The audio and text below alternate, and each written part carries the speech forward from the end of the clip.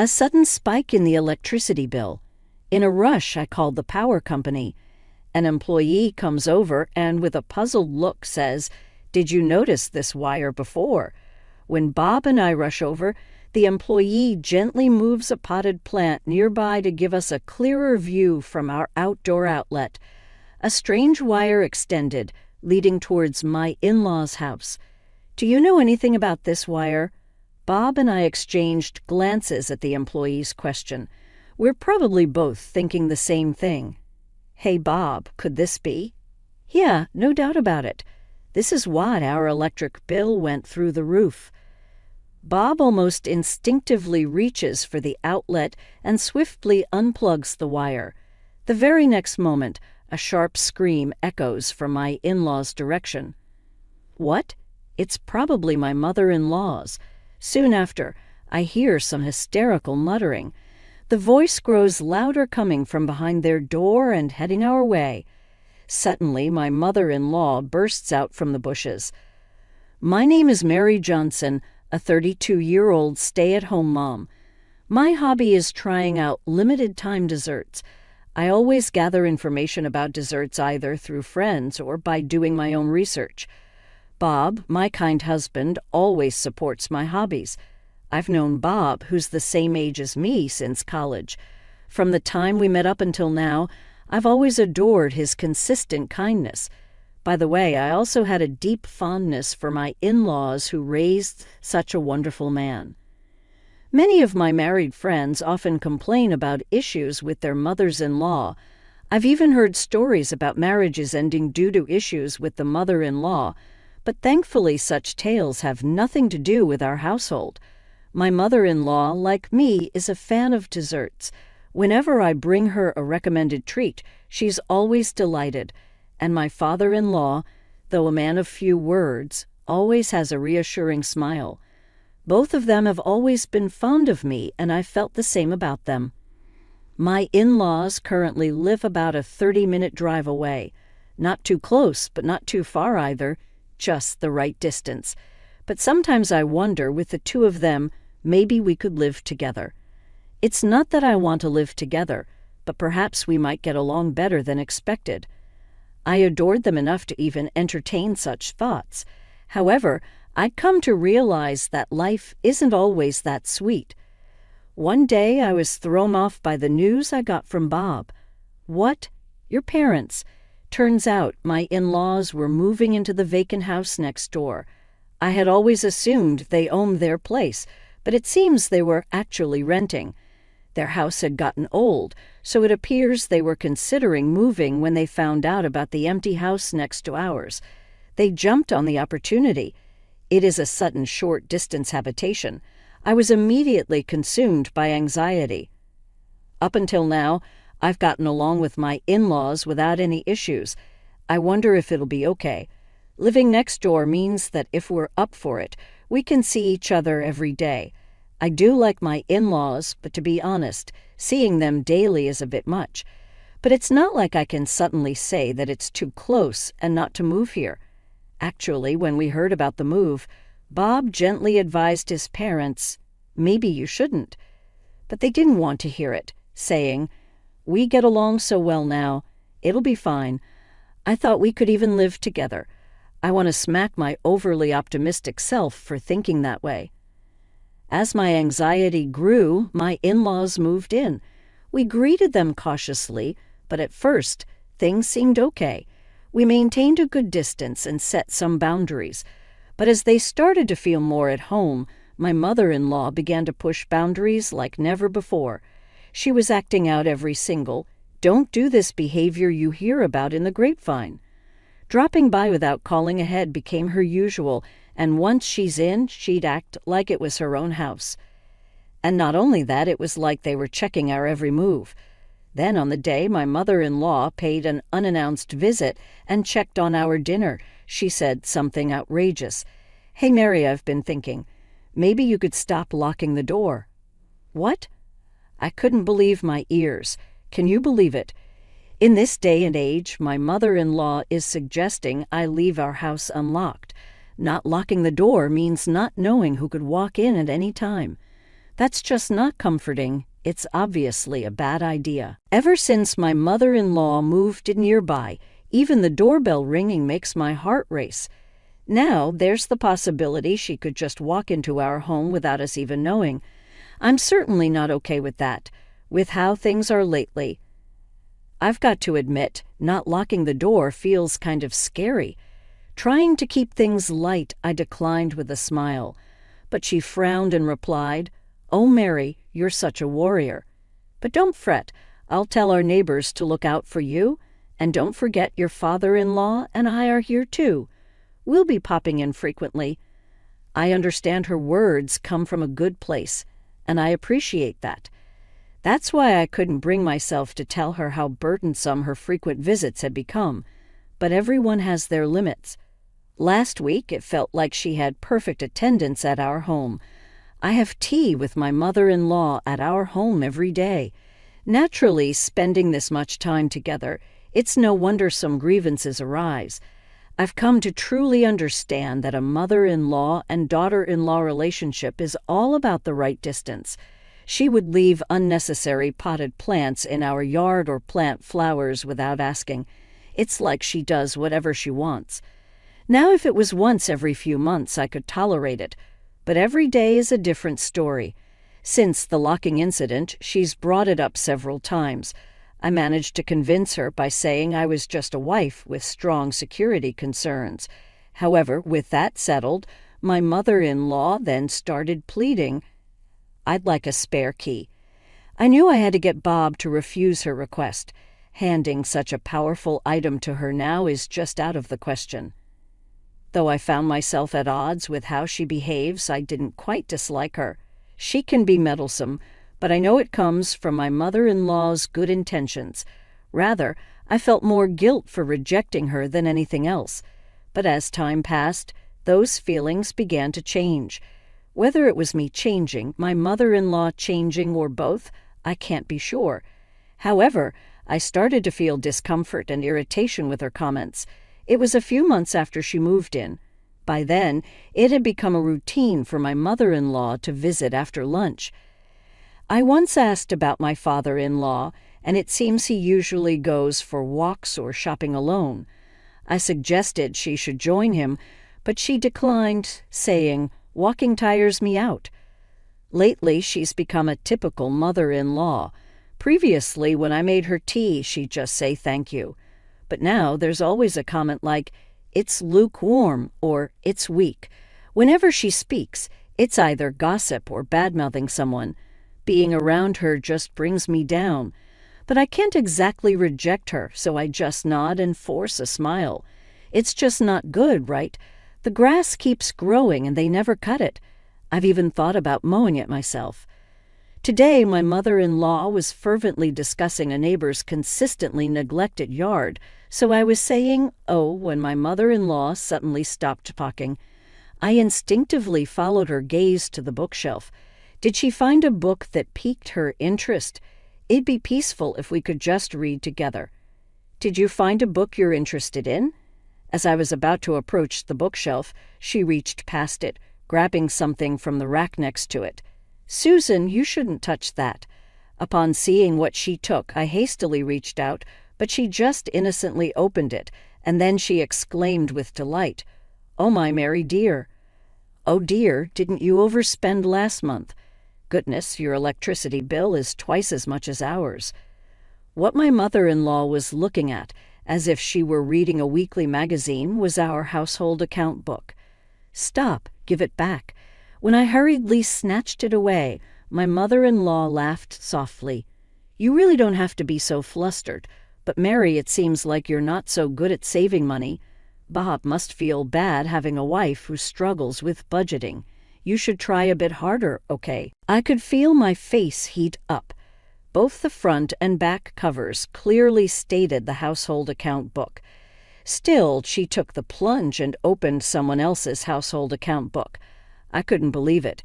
And about those desserts, I have a soft spot for limited edition treats too, so I get the urge. But if you can't even save a dime, do you think you really deserve to indulge in sweets? Furthermore, my mother-in-law kept on nagging, saying things like, "You spend way too much on food, and the electricity bill is outrageous." On top of that, she boasted about how frugal she was. After ranting for a while, she seemed satisfied and left. After my mother-in-law left, I was so moved that I couldn't stop crying. The accumulated stress might have played a part too. I've reached my breaking point. I cried nonstop until Bob came home. You don't have to take Mom's word for it, but I think it's easier said than done. I'm really sorry. I'll tell Mom not to come again. Yeah, please. Bob comforted me, and after I calmed down a bit, I decided to discuss something that had been bothering me. It was about the electricity bill. As my mother-in-law pointed out, it was high without any significant changes in our usage. It had skyrocketed over the past few months. I was concerned about it, but dealing with my mother-in-law had left me little time to think about anything else. Bob looked at the electricity bill details, puzzled. This is definitely strange. I know, right? The next bill is coming soon, isn't it? If it seems off, we should give the electric company a call. A few days later, a bill arrived charging us an astonishing $1,300 more than double our usual amount. Feeling that something was amiss, we hurriedly decided to have someone from the electric company come over. The electric company's technician took a detailed look around. Then he pointed out something peculiar and called us over. Did you know about this wire? As Bob and I approached, the technician gently moved a potted plant to make it visible to us. It was hidden by the long leaves, but there was an external outlet there we'd forgotten about since we'd never used it since building the house. From that outlet, as the technician mentioned, a wire extended, leading towards my in-laws' house. Do you know anything about this wire? At the technician's question, Bob and I exchanged glances. We were both likely thinking the same thing. Hey, Bob, could this be? Yeah, no doubt about it. This is the reason our electric bill shot up. To be sure, we followed the wire with the technician, pushing through bushes and tall weeds. Sure enough, the wire led to my in-laws' storage shed. We couldn't see where it connected from here, but it was clear that it had something to do with the in-laws' house. The technician, with a stern look, asked, "Do you want me to call the police?" No, we might have to, but let's talk it out first. This house belongs to our parents, after all. The worker initially looked tense, suspecting theft of electricity. But upon realizing it was a family home, his expression softened with relief. Oh, I see. I'll be on my way then. Yes, thank you for taking the time to come out here. We really appreciate it. We walked him out to his vehicle and saw him off.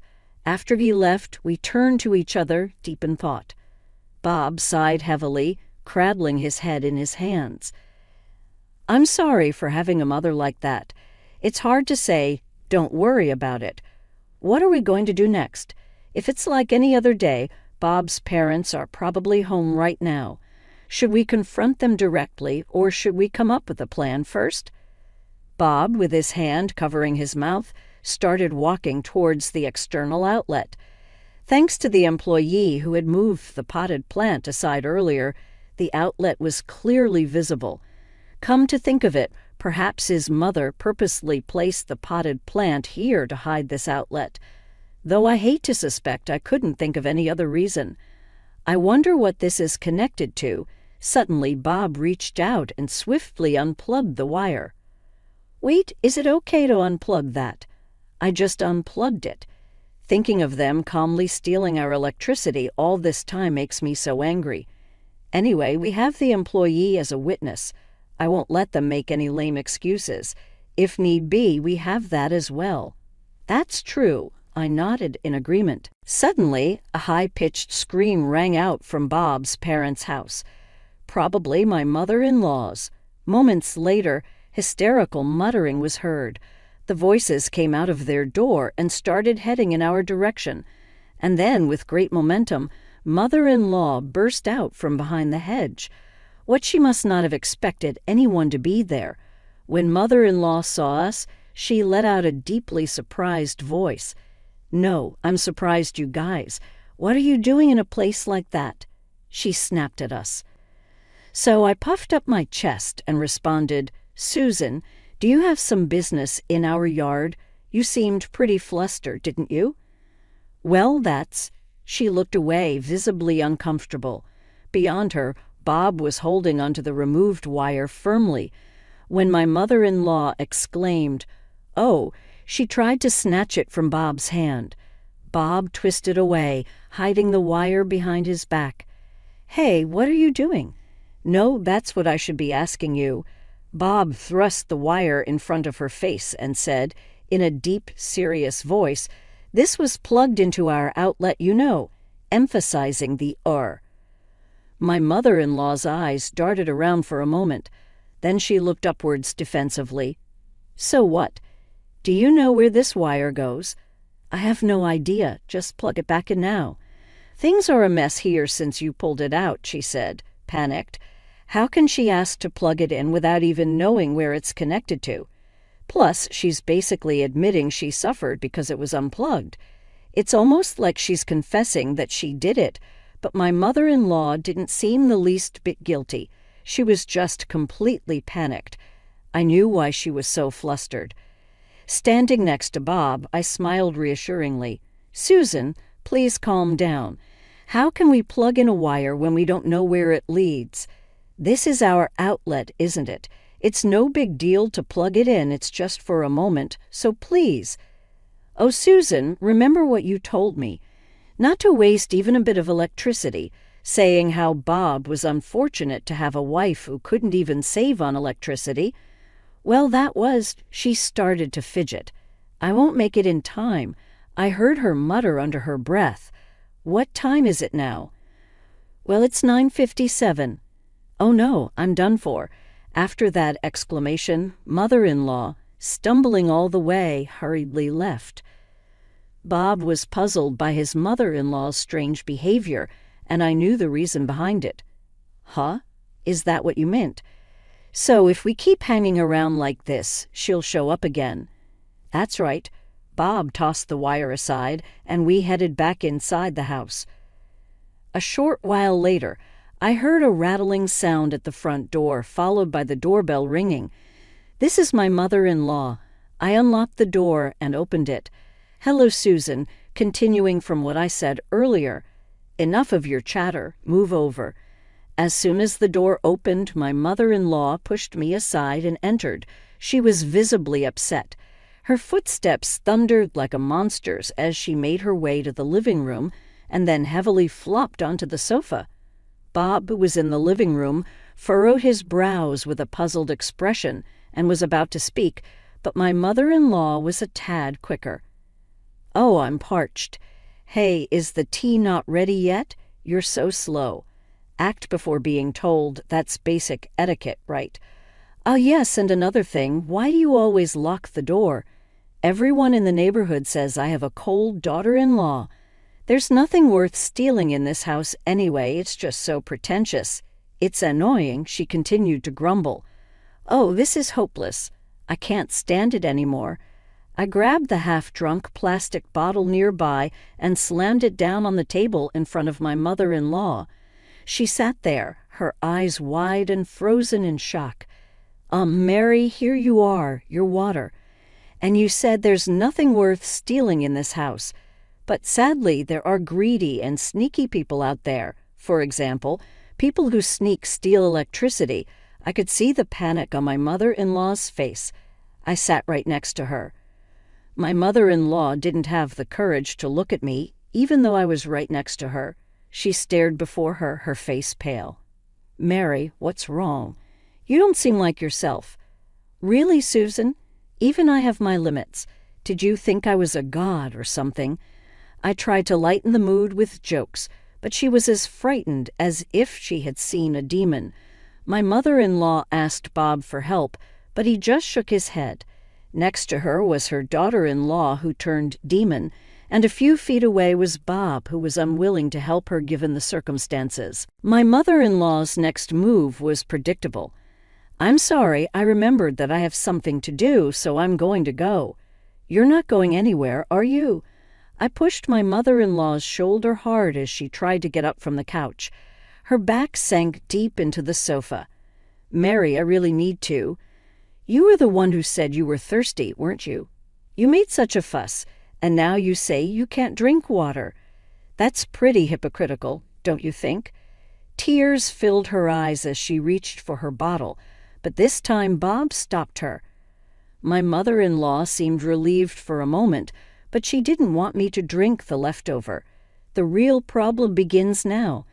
When did you start stealing our electricity? You often accuse me of stealing. That's a terrible thing to say." "But the wire that's plugged into my outlet actually comes from your house, right?" My mother-in-law couldn't come up with a good excuse, and she opened and closed her mouth several times, wondering if she could somehow bluff her way out of the situation. To be honest, she has no way out of this situation. Is she stupid? All she has to do now is admit it and apologize. I thought so. But it seemed like fate had thrown my mother-in-law a lifeline. The doorbell rang. So when I went to see it, it was my father-in-law. "Is Susan here?" Apparently, my father-in-law had gone out for a bit of shopping.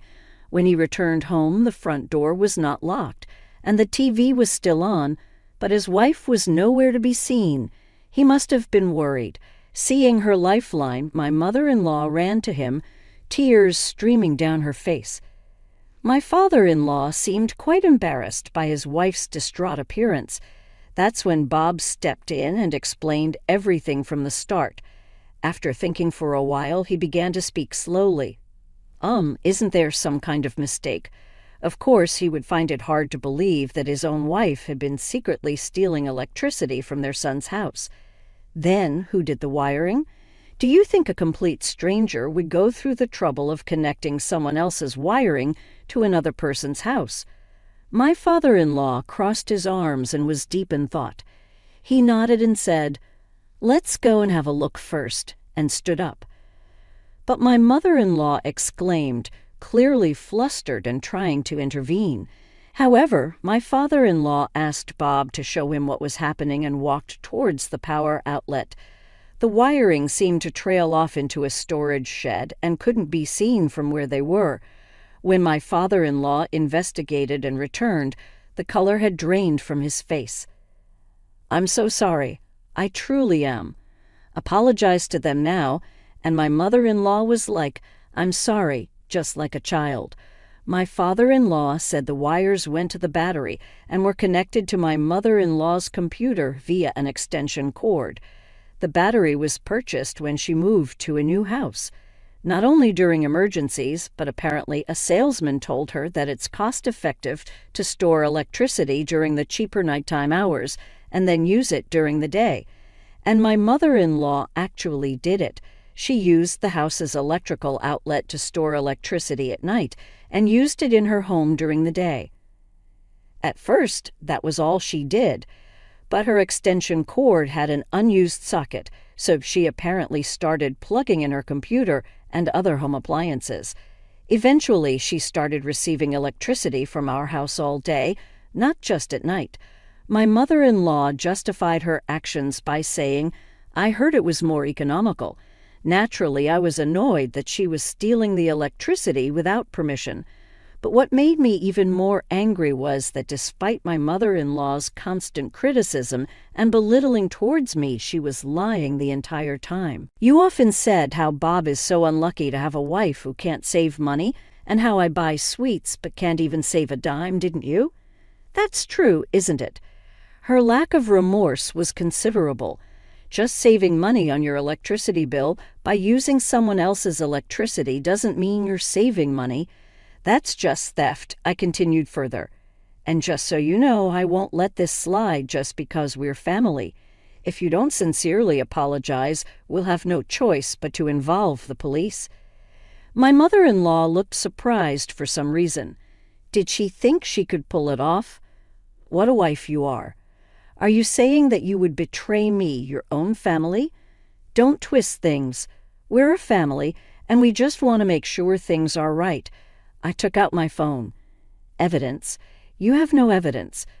With all this evidence, do we need more? If so, let us provide you with something more conclusive.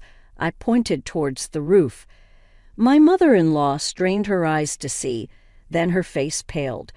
Yes, our house had security cameras installed by sheer coincidence. The area around the outlet was within the camera's range. My mother-in-law let out a soft ah in distress. Is this enough proof?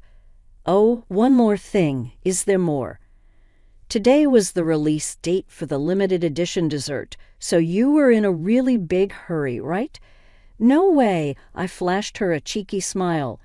Yes, I had a friend buy it for me, so I was able to secure it safely. If you hadn't been so obsessed with siphoning electricity, you might have been able to buy it online. What a shame. My mother-in-law fell to the ground, trembling and helpless.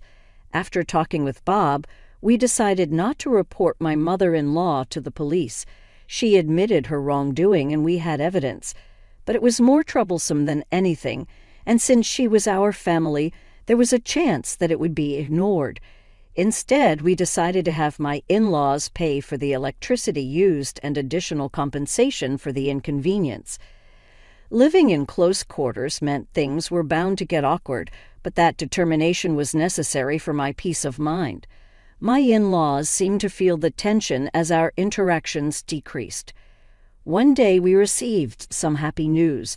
They were returning to their old house. Apparently, rumors of electricity theft were being spread, especially about my mother-in-law. She got quite upset and started crying, saying she wanted to go back to her previous house. By the way, I thought that my mother-in-law had good relations with her neighbors, but it turns out that she did not. She was just being treated like a fragile object. After paying us and the moving expenses, my in-laws were left lamenting that they were out of money. However, we're absolutely not going to help them out. I hope they cut back on their beloved sweets and manage on their own. On the other hand, now that my mother-in-law is gone, I've been living life to the fullest every single day. Our electric bill has significantly reduced, and I'm currently debating which dessert to treat myself to next.